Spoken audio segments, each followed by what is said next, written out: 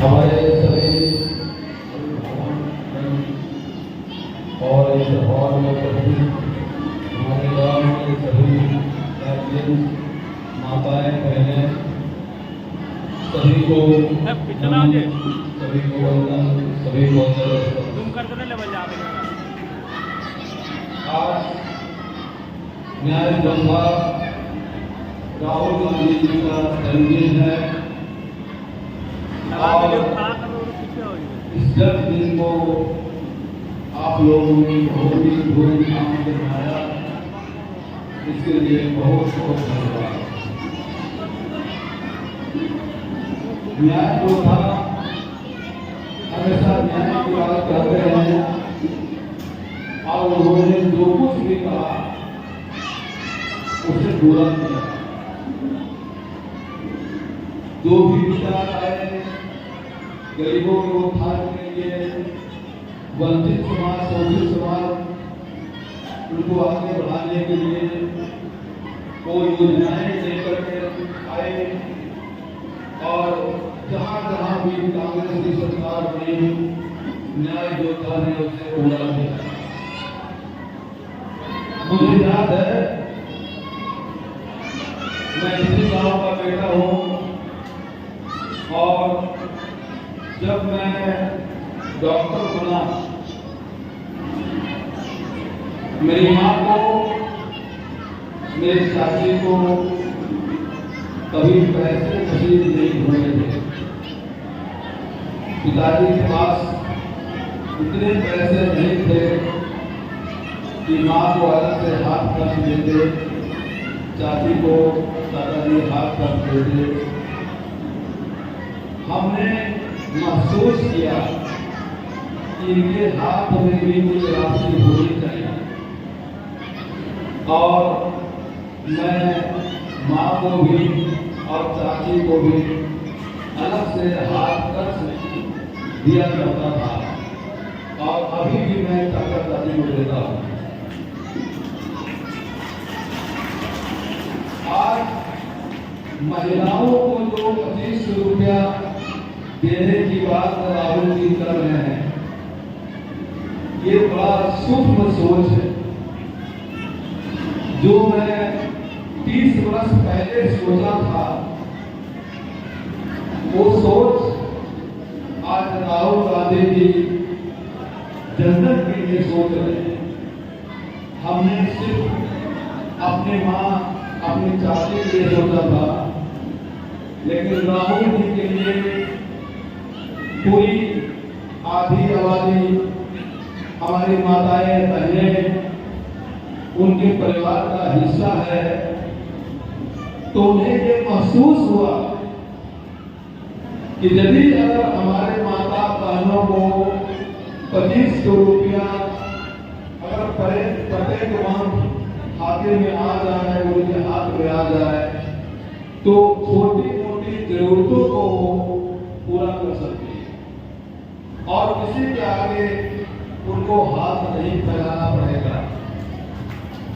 इसी सोच के साथ माई बहन मान योजना का उन्होंने विचार रखा, सोच रखा और आज राहुल जी के जन्मदिन के अवसर पर यही खुशी बांटने हम अपने गांव के माताओं बहनों के बीच आए हैं, अपने अभिभावक के पास आए हैं। जहां तक विधानसभा लड़ने की बात है, तो आजादी के अभी तक 40% आबादी हमारी है दलित। अगर देखा जाए तो कभी कोई भी अति पिछड़ा का बेटा नवादा से विधायक नहीं बना।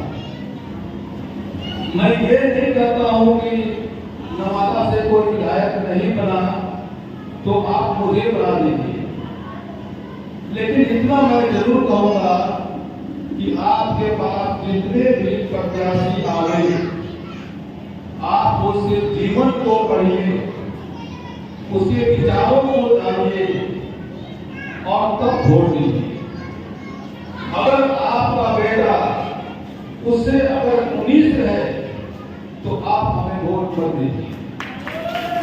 लेकिन यदि लगे कि ये बच्चा क्लास में प्रथम कर सकता है तो उसको आगे जरूर लाइए, अपना प्यार जरूर दीजिए। डॉक्टर केपी सिंह जिंदाबाद।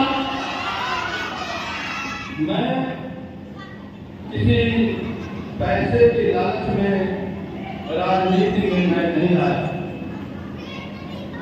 आप जानते हैं कि 22 साल से मैं हैंडीकैप का मैं फ्री इलाज कर रहा हूँ और हमारे गांव के भी गाँव गोविंदपुर के भी लोग जाते हैं तो गोविंदपुर का मैं जानता हूँ या कहते हैं आसपास के लोग होते हैं, मैं उनसे फ्री आप जानते हैं। 22 साल से जब मैं हैंडीकैप का फ्री इलाज कर रहा था तो मेरे मन में ये बात नहीं आई कि मैं 22 साल बाद चुनाव लड़ूंगा। ये मेरी अंदर की भावना थी।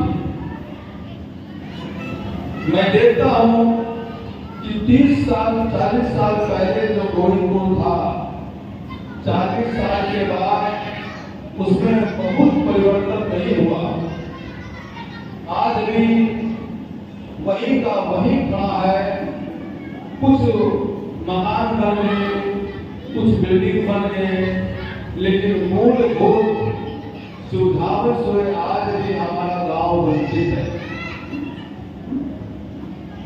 मेरे पास किसी और विधानसभा का भी ऑप्शन हो सकता था या है भी, लेकिन मैंने कहा कि यदि अगर चुनाव लड़ना है तो मैं गोविंदपुर से ही लड़ूंगा, चाहे जो भी हो।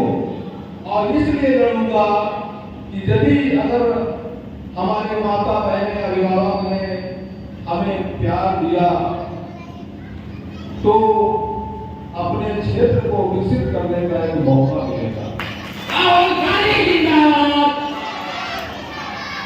जिस समय राजनीति की बात नहीं थी, उस समय हमने शेखो गौरव आश्रम में कृषि विश्वविद्यालय बनाने की बात कही थी और जोर शोर से मुद्दा उठाया था।